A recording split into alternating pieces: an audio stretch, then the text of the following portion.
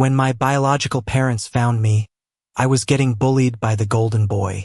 He said, "Rats like you should stay in the sewer." So the first thing I did after being welcomed back was shove his arrogant face into the stinky trash. It's him who should have grown up in the gutter. Then, someone called my name. I turned around instinctively and got kicked hard to the ground. My worn-out school uniform got soaked in dirty water, now completely ruined. A tall guy crouched down in front of me, grinning, but his eyes radiated malice. "Told you to wait for me, didn't I? Why'd you leave on your own?" Knowing I'd get beaten up, of course I didn't wait. As I struggled to get up, I was stomped back into the puddle, splashing water everywhere. His branded sneakers pressed hard on my chest, and he finally dropped the fake smile, staring down at me like I was trash. Rats should stay in the sewer. Stop dreaming about getting some sun. This guy, the one admired by lots of girls and seen as a model student by the teachers, was none other than Eric. I knew better than anyone else how rotten he really was under that fake nice guy mask. Eric picked up a dented water bottle from the corner and held it in front of me. "Drink it." The bottle had about 2 fingers of murky, yellowish liquid mixed with dirt at the bottom. I couldn't tell if it was rainwater or what. "Drink it and I'll let you off today." I clenched my teeth, fighting the urge to shove the bottle into his mouth. It's not that I couldn't fight him, but I couldn't go up against the powerful family. Any resistance meant endless trouble, and they had plenty of ways to make me drop out. Seeming impatient, Eric grabbed my face and shoved the bottle into my mouth. I choked and coughed, the stench spreading through my nose and mouth. Seeing me drink it, Eric looked satisfied. "See you tomorrow." He left. I stuck my finger down my throat, retching on the ground, trying to puke up the dirty water. Footsteps approached from the alley entrance, and I frowned, thinking Eric might have come back. But I saw instead a stranger. The man adjusted his glasses and said respectfully, "Young master." Nervous, I cursed in my mind, not wanting anyone to see me like this. I got up, ignoring the pain. The man stopped me and dropped a bombshell in a calm voice. "Ken and Wendy aren't your biological parents. 17 years ago, the nanny Wendy swapped you with her son. You're the real heir of the Gu family." I paused, unable to believe what I was hearing. A drunk dad, a dead mom, barely having enough to eat. Eric was right. I was a rat from the sewers. But then someone tells me I should have been born with a silver spoon in my mouth. At that moment, all I could think, buzzing in my head, was, does this mean I won't have to worry about tuition anymore? With what little belongings I had, I got into the man's car without even telling Ken. The guy spent 20 out of 24 hours too drunk to care if I lived or died. The car zoomed out of the rundown part of town and finally reached the rich folks area. The man led me into a massive house, where I saw an unexpected person. Seeing me, Eric's expression twisted for a split second before he recovered with his usual gentle demeanor. I couldn't play pretend like him, so my eyes widened slightly. "My child, you're finally home." A woman dressed in luxury hugged me, tears streaming down. Father Mike patted my shoulder, red-eyed. Breathing in the rich fragrance of the house, I blinked in disbelief. So, they were my real parents and I'd never have to worry about tuition again. Eric stepped forward, softly saying, "Dad, Mom, little bro just got back. Let him rest first." Had I not experienced his bullying, I might have fallen for his act. Mother Sunny let go, smiling sheepishly. "Right, Ben, you must be tired. Go rest. I'll call you for dinner." Eric offered to show me to my room. I knew he wanted to get rid of the others temporarily, so I followed him silently, curious about his intentions. As soon as the door closed softly behind us, Eric threw a glass of cold water in my face. "You think you're fit to be my brother?" He sneered, pointing at me. I grabbed some tissues, calmly drying my face. Eric must have thought I wouldn't fight back, enjoying my pathetic state. But he guessed wrong. I was no longer the rat he could toy with. I punched him hard in the face, the impact making a dull thud. Unprepared, Eric stumbled back, almost falling. Clutching his face, he glared at me in disbelief, unable to fathom I dared retaliate. Eric threatened, "Ben, you must have a death wish. Do you think I won't make you?" I smirked. The coward couldn't even threaten loudly, afraid of blowing his cover. Realizing this, Eric shut his mouth, glaring daggers at me. He knew it too, I was the real Heir. As a fake, he had no power to make me drop out. With Mike and Sonny downstairs, Eric couldn't make a scene. After taking my punch, he scurried off. The next morning, Eric and I left for school together. Like a true big brother, he patiently waited downstairs until I joined him in the car. I marveled at his acting skills, as if last night's altercation was just a dream. Word of us attending school together spread like wildfire. Thanks to Eric, the school star, every move he made grabbed attention. No matter where I go, whispers follow me, talking about who I am behind my back. Eric, why's Ben hanging out with you lately? Is he your cousin? Yeah. How did you two suddenly become so close? Eric was surrounded by a group of guys. They're his crew, always trailing behind him. Eric seemed annoyed by the questions, shook his head and said, "Nah, we're not close and he's not family. His dad's just our new driver, that's all." Hearing that, I couldn't help but chuckle. Eric finally noticed me in the classroom, and there was a flicker of embarrassment in his eyes. Looks like he's not just a good actor, but a pretty convincing liar too. A driver? Ha, that's a good one.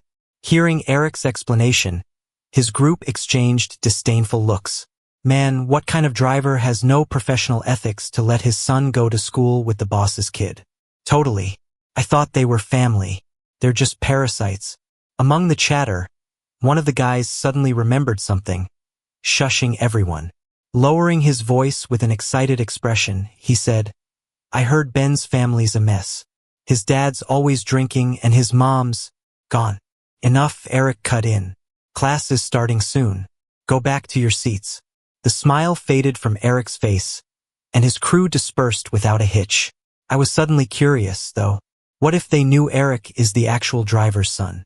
What would their reaction be? In September, even near dusk, the sunlight outside was still scorching. After running laps, the gym teacher gave us free time. The girls huddled under the shade to chat, while the guys started an impromptu game. I usually steer clear, but today, for the first time, someone invited me to join. Seeing his mischievous look, I got the hint. This was a setup. Not wanting trouble, I turned him down. But the guy kept pushing. "What's wrong? Can't play ball? Or are you just scared?" His blatant disdain annoyed me. But with the protection of the Gu family, I felt more confident and headed to the court. There, I noticed more than one of Eric's lackeys. Almost the whole gang was there, Eric included. This game was clearly his response to the punch I threw before. Sure enough, I was targeted. At first, they pretended to play normally, then deliberately started aiming the ball at me. "Oops, sorry. Slipped." Their hollow apologies filled my ears.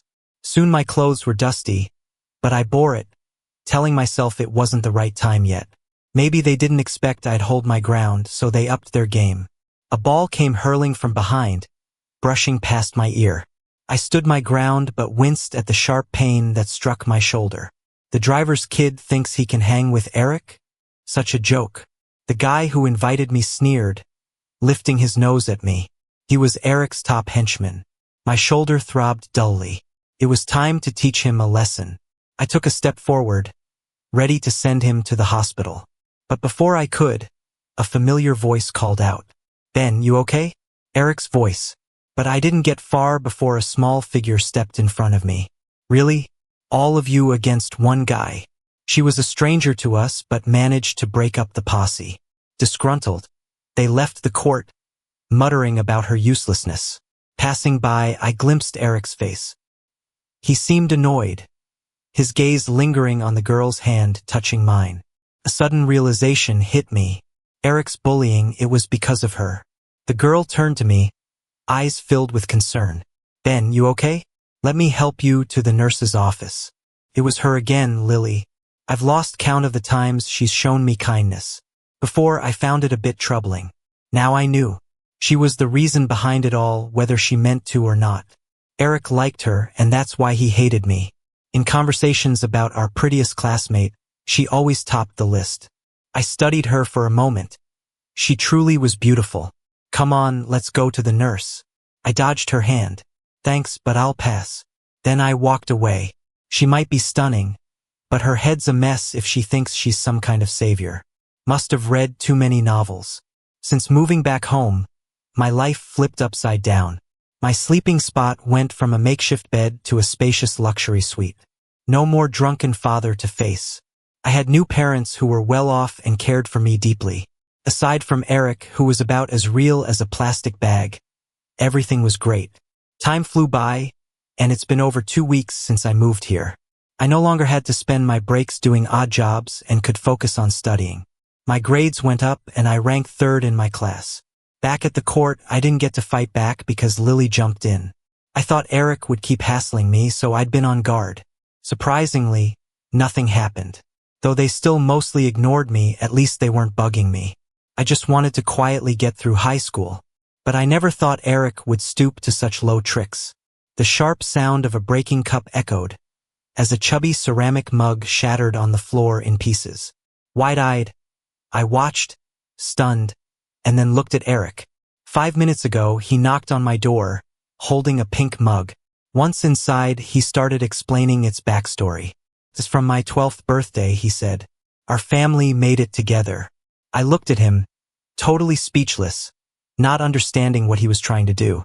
Out of nowhere, Eric let go, and the perfectly good cup shattered. I frowned instinctively. "Have you lost your mind?" Sensing something off, I stood up from my desk, wanting to leave the room. But just as I got up, the room door opened. Sunny stood there with a tray of fruit. She immediately saw the broken ceramic pieces on the floor and frowned slightly. "What happened here?" Eric lowered his head, looking guilty.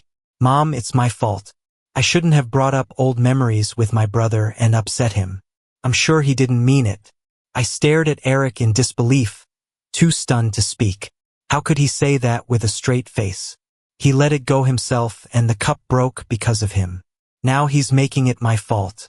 Anger started to burn within me as I tried to explain to Sunny. "He dropped the cup. It wasn't my fault at all. When I was 5, I became a kid without a mom. Ken was always drinking and gambling. He only cared enough to keep me from starving. The kids around me bullied me because they knew no one would stand up for me. Neighbors hated Ken, so by association, they hated me too. They'd blame me for lost things, for kids misbehaving. Heck, they even blamed me for water pipes freezing in winter. They said I was bad luck, causing the bitter cold that winter. Young me argued over and over, but no matter what I said, blame always landed on me. Eventually, I learned to ignore it. Let them talk. As long as their fists didn't land on me, they couldn't really hurt me. But right now, the person in front of me was my own mother. I couldn't ignore it. I was scared she'd hate me. I looked at her, hopeful, but I clearly saw distrust in her eyes and disappointment. "Ben, Eric's been with us for 17 years. He's your brother. Don't hold it against him for the past. It wasn't his fault." A pang of sadness hit my heart, and my eyes started to heat up. I spoke again, unwilling to give up. "It wasn't me. Really, it wasn't me who broke it. Sunny sighed lightly, "If you like. Next time I have the time, I could take you to make one too." So to her, her real son wasn't as important as the stranger she raised. The bit of grievance in my heart died down. I shook my head, "No thanks. Please leave, I need to do my homework." Sunny left after setting down the fruit, leaving just me and Eric in the room. He started eating the fruit, smiled, and said, "You better behave from now on, little brother." Looking at his smug face, I clenched my fist. One day, I'll expose his true colors myself. I didn't eat a single piece of that fruit. Instead, I dumped it all in the trash and told the housekeeper not to come into my room for a while. Since his successful framing last time, Eric had become more and more fake in his words and actions. When people were around, he acted all kind and gentle to me. But when no one was watching, he showed his true colors and mocked me. I didn't talk back. Instead, I put my hand in my pocket and silently turned on my voice recorder. "Go ahead, insult me. The worse, the better." At the same time, I prepared a little gift for Eric, just waiting for the right moment to surprise him. A few days later, in the evening, I was doing homework in my room. Just as I expected, Eric showed up again. For a week now, every evening, He'd come to my room just to insult or warn me. Today was no different. He grabbed the water bottle from my desk and said mockingly, "Fate sure is funny. A month ago, you were drinking filthy water off the ground. Now you're drinking expensive bottled water. Lucky rat." I chuckled and played along. "You're right. Back then, at least you were a real young master. But now?" I looked him up and down, pitying him. "You've turned into a fake." "You." Eric lost it and grabbed my collar, seething through his teeth. "Who are you calling fake?" "You." He raised his fist to punch me, but I grabbed his wrist, stopping him. Stretching out my other hand, I grabbed his hair tightly and dragged him into the bathroom. I lifted the lid of a red bucket in the bathroom, unleashing a stinking odor. I shoved Eric's head into the bucket of slop. Eric yelled and struggled hard. The slop splashed out of the bucket. Seeing his head and face covered in fermented leftovers was incredibly satisfying, and I couldn't help but laugh. "Do you like it? I prepared this surprise just for you, Ben." Eric was furious, almost losing his mind, trying to hit me. I dodged in advance, and Eric slipped on a rotten apple by his foot, falling flat on his face. At that moment, several people rushed into the room, attracted by our commotion. Mike and Sonny were among them. Seeing the chaos in the room, they were stunned. Sonny looked shocked. "What's going on here?" Seeing others, Eric stopped his shouting and pitifully called out, "Mom." Mike asked coldly, "What happened?" "Dad, I just came to check on Ben," and out of nowhere he shoved me into the slop bucket. Mike glanced at the red bucket in the bathroom, wearing an unhappy expression. The housekeepers looked horrified, clearly not expecting I'd be so ruthless. "Mom." Eric's voice had a sobbing tone, even squeezing out a few crocodile tears. Sonny was visibly upset for the first time in front of me, wearing a serious look. "Ben, tell me, why would you do this to your brother? I already let the broken cup go, but now you've gone too far." I shrugged and smirked, pulling a voice recorder from my pocket and hitting play. "See? Everyone's on my side. Better behave, dirty rat." Eric's voice filled the room, each word a threat, each sentence a crude insult, the elegant facade nowhere to be found. Eric was the first to react. He lunged at me like a madman, trying to snatch the recorder, hitting pause. Silence reigned, and Eric stood there pale, fists clenched tight. This time he really cried. The guy everyone thought was perfect had his facade torn, revealing a nasty soul underneath. He's probably falling apart right now, but I'm feeling pretty great. It's like the 2 years of bullying has finally lifted a bit. Mike sighed, looking exhausted. "Eric, go clean yourself up first." Everyone left silently, leaving the room quiet. It's funny, isn't it? I didn't even get an apology or any comfort. I began to question why they even brought me back. Was it to make up for 17 years of missing parental love? Or was it just to keep their kid from being out there on his own? I can't figure it out. But one thing I know, to them I'll never compare to Eric, even if he's this kind of person. The last bit of hope I had just vanished. The next morning, the school was buzzing, all because of 2 paternity tests. These tests revealed the mysteries of our backgrounds, mine and Eric's. It got people talking, guessing left and right. Eric went nuts, but he couldn't do anything about me. That time he got dunked in the slop bucket made him realize I'm not someone to mess with anymore. As the situation escalated, the rumors got wilder. The school had to step in. The school informed the parents. Mike and Sonny claimed they were too busy, dodging any meetings with the school. As for Ken, he vanished like he was never here. Ever since I moved back, we haven't kept in touch. I guess he took the parents' money and promised never to reach out to me again. In the end, they made me read an apology in front of the whole school. When I got on stage, I crumpled up my apology and told everyone the truth about me and Eric. The crowd went nuts. Eric, pale as a ghost, bolted out of there. Causing all this drama, my biological parents' warmth toward me cooled down fast. Especially Sonny. She stopped smiling at me altogether. But they didn't skimp out material-wise. Food, clothes, everything was on par with Eric's. After this, Eric and I were officially done. We avoided each other, living under the same roof but never crossing paths. Without having to see his fake brotherly love every day, I felt a whole lot better. During this time, Eric kind of fell apart, hiding away in his room all day. Mike and Sonny were constantly worried, sighing a lot, but never concerned about how I felt. A few days later, Eric transferred schools. He couldn't take the classmates' gossip and asked to move schools. Sonny, of course, agreed. I became sort of famous, and Eric's followers didn't dare mess with me anymore. They all apologized nervously, but I ignored them. If apologies worked, we wouldn't need the police, right? This whole drama ended. In no time, I was facing the tough senior year of high school. My college entrance grades were decent, and I enrolled in a uni up north. It was a personal choice. After 2 years, I slowly realized I didn't belong in this family. At the new school, Eric became the star again, still the pride of Mike and Sonny. In my sophomore year, Mike made some bad decisions, and the company lost a lot of money.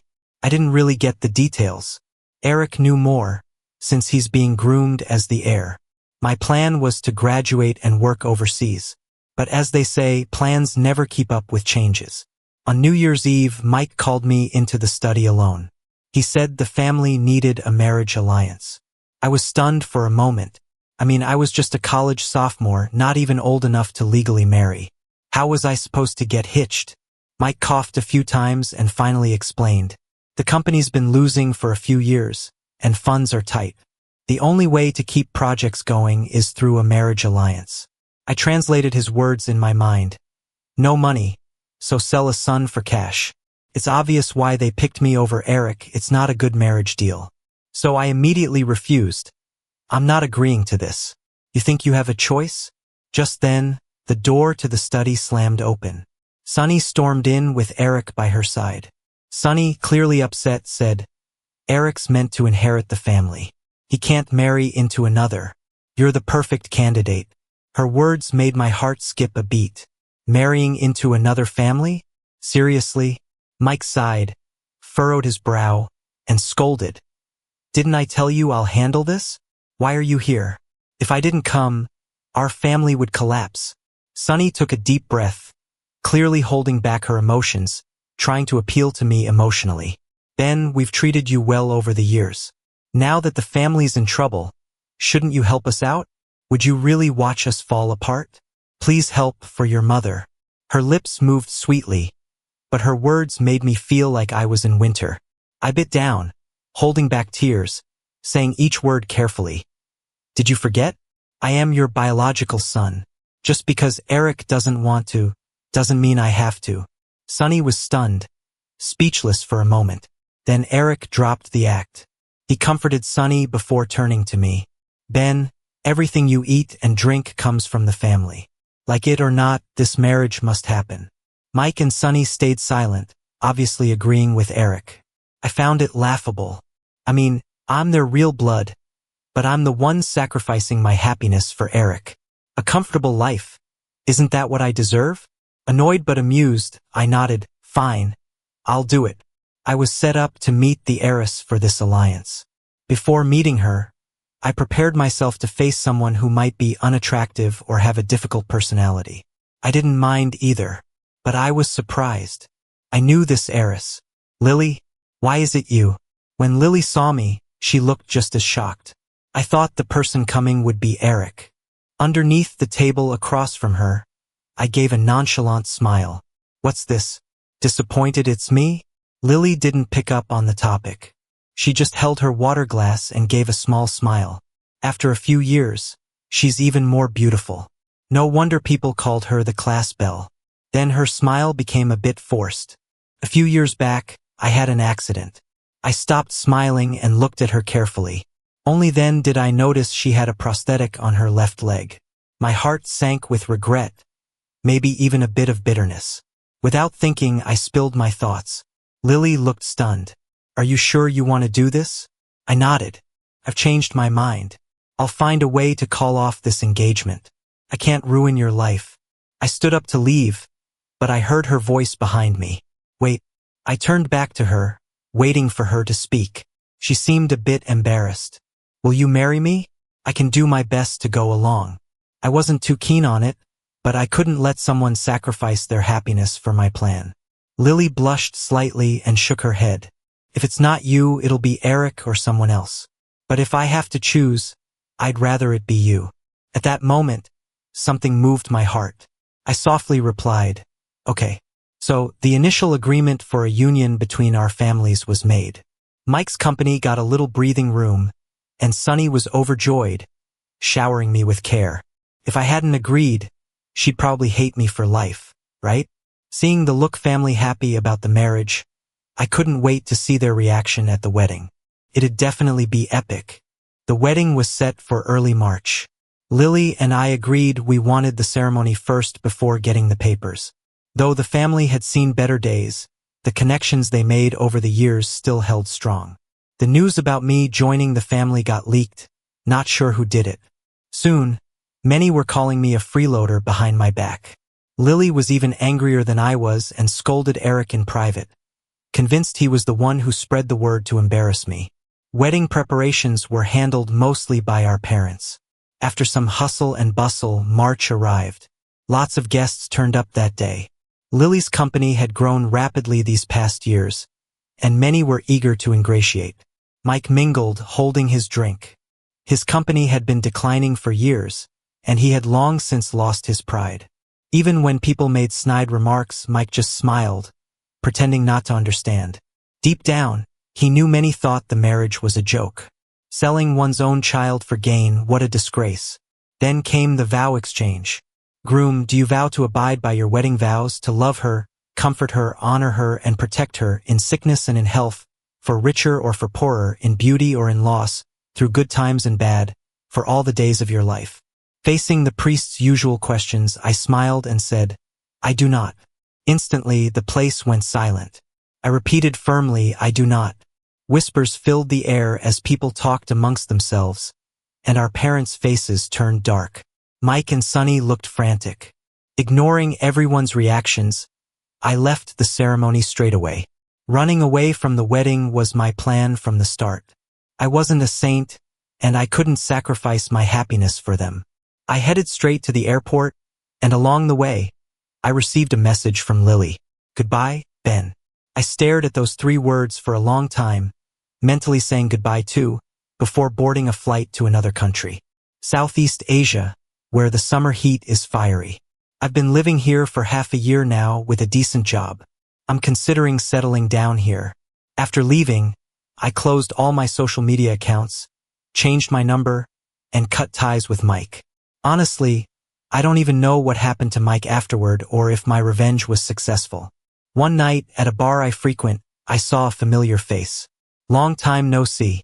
Lily was wearing a floral dress with a red hibiscus behind her ear, looking stunning. She told me Mike's company had completely gone under. Lily's parents faced public humiliation and stopped supporting Mike's family financially. Mike and Eric went to apologize in person but got turned away. Soon enough, Mike's company declared bankruptcy, loaded with debt. Eric couldn't handle the reality of being poor, locked himself in, and became almost useless. After hearing it all, I didn't feel the joy I expected. Instead, I felt sorry for her. I turned my head. I'm sorry for dragging you into this. On our would-be wedding day, I bailed, leaving her to face endless gossip and rumor. Lily chuckled, looking unaffected. It's all right. I ran away from home. What else was I supposed to do when Dad tried to force me into marriage? I sighed, feeling guilty still. Lily winked at me, smiling playfully. If you feel bad, be my personal tour guide. Okay? It's no fun exploring alone. Sure. We exchanged smiles, and the noise around us faded away, leaving us lost in each other's gaze.